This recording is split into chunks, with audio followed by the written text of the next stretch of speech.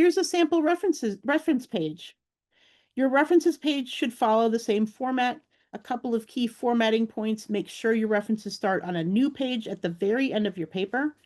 They should be arranged alphabetically by the first author's last name. So Freud comes before Herbert, comes before Jose, etc. Format each reference using what is called a hanging indent.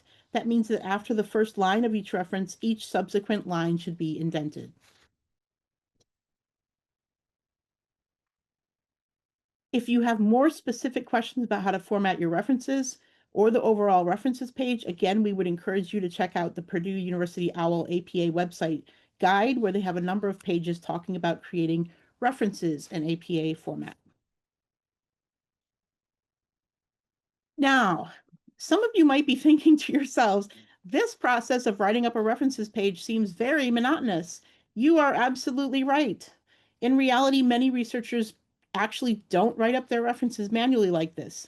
Many researchers use computer software called citation managers that can automatically format your references for you. One popular citation manager program is called Zotero. Others you may have heard of include Mendeley or EndNote. Remember the example references page on the slide a few slides back? It was actually automatically generated using Zotero, which is a free program. This took only a few clicks and it was able to produce a fully APA formatted references page.